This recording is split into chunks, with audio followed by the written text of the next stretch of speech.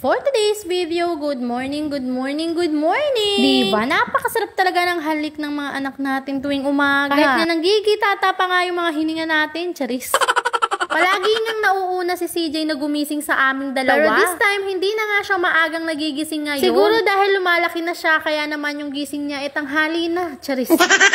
Eto at bumangon na nga ako at pinatay ko na nga rin pala itong electric pan. Pero bago ang lahat, bago nga kami pumunta ng kusina, pinalitan ko na nga muna siya ng diaper. Kita nyo naman mga mawe kung gaano nga kapuno itong diaper. Pero no leak po talaga yan at sobrang quality nga talaga at murang-mura pa yung diaper ni CJ. I-share ko nga yan sa inyo sa next vlog ko. Nagpunta na nga kami ng kusina at hinanda ko na nga itong breakfast niya. Ito na nga yung pinakain ko sa kanya at pagkatapos nga niyan, pinakain ko nga rin pala siya ng banana. Hindi ko na nga lang yun na video. Pinagsasabihan ko nga si CJ na isa-isa nga lang yung pagkain niya ng biskuit. Ano ba naman kasi kakasubo niya lang, isusubo niya nga ulit. Gustong-gusto niya na uubos na agad yung laman. Kaya naman, kahit nga ganitong marunong na siya kumain, na hindi ko pa rin nga inaalisan ng tingin. Dahil natatakot talaga ako mga mi na mabilaukan nga itong si CJ. Kaya naman, ayan, sabi ko nga, tingnan ko kung may laman pa. And ayan nga, nanghihingi pa nga dahil nga ubos na daw. At agad ko naman nga binigyan ulit si CJ ng biskuit. At ako naman dito ay humigop na nga rin ng kape. Eto nga, natutulala na naman talaga ako kapag nga ganitong nagkakape ako. Talaga bang kailangan matulala kapag nagkakape mga mi? Nakikita ko rin kasi sa mga kapwa ko mamis na natutulala nga sila kapag umiinom ng kape. Pagkatapos ko nga magkape mga mi, etong at kinuha ko na nga rin yung vitamins ni CJ at pinainom ko na nga siya. Yung sukat nga pala ng syringe niya is 1 ml. Kailangan ko palang ipainom sa kanya is 2.5 ml. Nag-hello madlang people pa nga itong batang ito. Chinek ko na nga rin pala mga mi, kung luto na nga pala itong sinaing ko. At nung luto na nga, kinuha ko na nga rin agad ito sa rep para nga ipato. At bago nga ako magluto mga mi, etong at pinaliguan ko na nga muna si CJ. At eto nga, tinuruan ko na nga muna siya. What's this? What's that? What sounds of that? What sounds of letter A? Good job. Okay. What sounds of letter B? What sounds of letter B? B. No. B.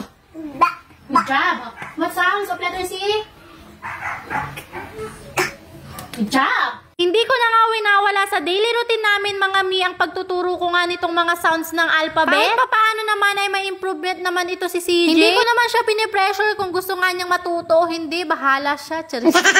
Pero kidding aside mga mi, ginagawa ko na nga lang, ine-enjoy ko na nga lang yung pagtuturo at ginagawa ko nga lang na parang nagpe-play nga lang kami para nga hindi rin siya ma-pressure. Bantayan ko na nga si CJ kay Papa sa kwarto para nga magtuloy-tuloy na nga itong mga gagawin ko dito sa kusina. Naghihiwa na nga ako dito ng bawang sibuyas at luya mga mi dahil nga ang lulutuin ko for today's video ay syempre walang iba kundi adobo lang naman mga mi. Ayan na nga lang yung pinakamadaling lutuin dahil nga wala rin naman kaming ibang mga ingredients dito. Nilagay ko na nga yan isa-isa at naglagay na nga rin pala ako ng sarili ko. Isinunod ko na nga rin pala itong kasing asim ng jowa mo, charis.